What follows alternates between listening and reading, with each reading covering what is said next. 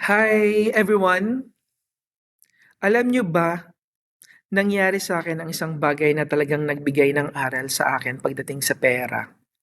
Gusto kong ibahagi ang kwento ng Ama Bank para mas maraming matutunan tayong lahat. Lalo na't usapang pera at investments ang topic.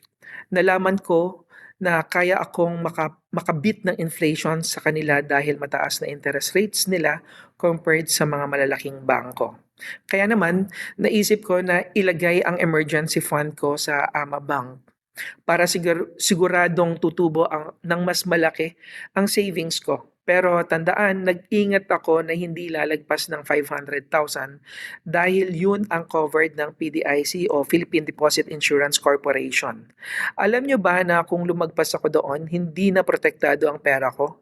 Buti na lang natuto ako kasi ang mga taong nag-invest beyond 500,000 ay maaaring hindi na mabawi ang perang iyon.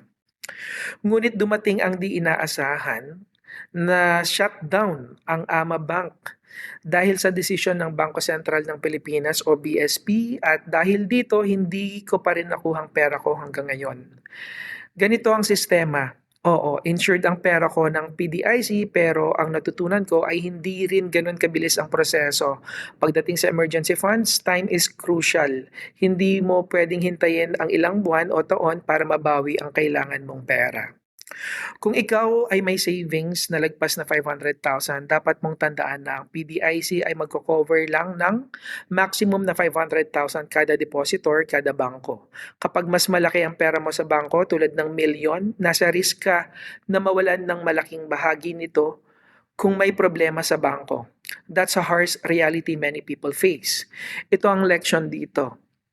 Kahit mataas ang interest na inaalok, kung hindi secure ang bangko at lumagpas ka sa 500,000, napakalaki ng risk na maaari kang mawalan ng pera.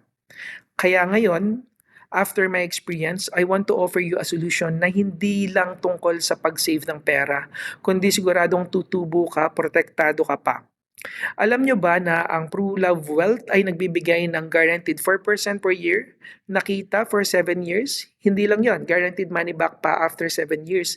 At higit sa lahat, mayroong 125% benefit na in case something happens to you. I-breakdown natin yung benefits. Number one, guaranteed 4% per year. Hindi mo kailangan mag-worry dahil sigurado ang kita mo, no more guessing game. Second, money back after 7 years. Lahat ng ininvest mo, babalik sa'yo. This is risk-free. Third, 125% death benefit kung sakaling may mga mangyari sa investor.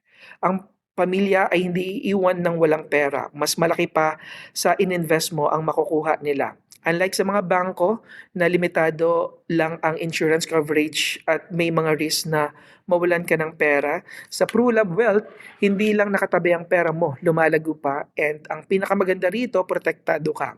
Imagine, you're growing your wealth and you're safeguarding it at the same time.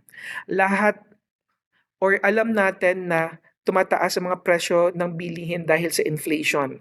Kaya napakahalaga na maghanap ka ng investment na hindi lang nagpapanatili ng value ng pera mo, kundi tumutubo rin ito sa 4% annual return, siguradong lampas sa inflation rate ang kita mo.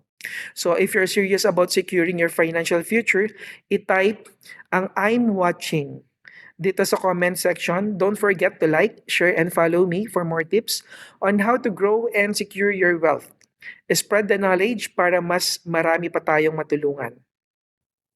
Huwag tayong papayag na mawala ang pinaghirapan natin. With PruLove Wealth, hindi ka nag invest para sa kinabukasan mo, nag invest ka para sa pamilya mo. This is smart way to beat inflation, grow your wealth, and most importantly, protect it.